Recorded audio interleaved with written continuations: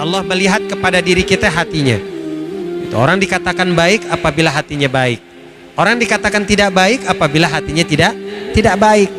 Itu yang harusnya nih bagi kita, yang mesti kita prioritaskan, yang harus kita utamakan di dalam memperbaiki diri kita adalah hati.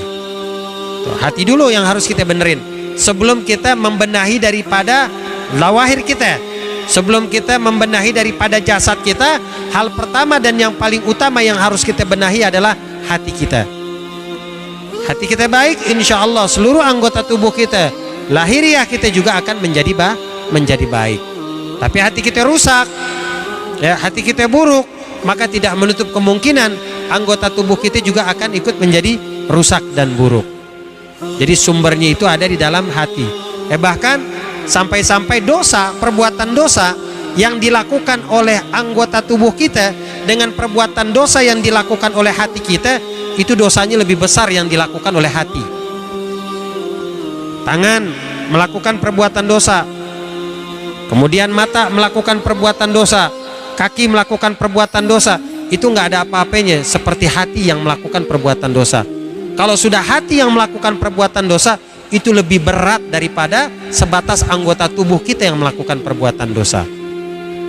Dosanya hati seperti apa sih? Oh, banyak. Kalau ditanya dosanya hati seperti apa, banyak. Al-hasad, wal-hikid, wal-riya, wal-sum'ah, wal-takabbur. Tuh, itu penyakit-penyakit hati, dosa hati. Hasad, punya rasa kebencian sama orang. Tuh, ya, dosa hati tuh, ya, maksiat yang dilakukan oleh hati. Kemudian sum'ah, merasa berbangga diri dengan amal yang dia lakukan, merasa berbangga dengan ibadah yang dia lakukan, merasa berbangga dengan keilmuan yang dia punya, itu namanya sum'ah. Kita bangga diri. Apalagi kalau sampai menyebabkan takabur, sombong, nah itu lebih berat lagi.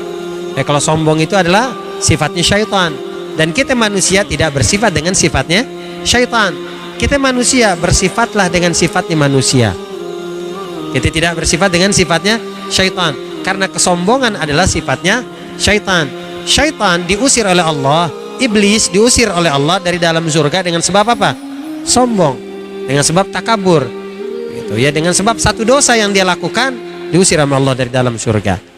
Nah, itu yang merupakan sumber daripada maksiat yang ada di dalam hati kita, yang wajib dan harus kita benahi, harus kita bersihin.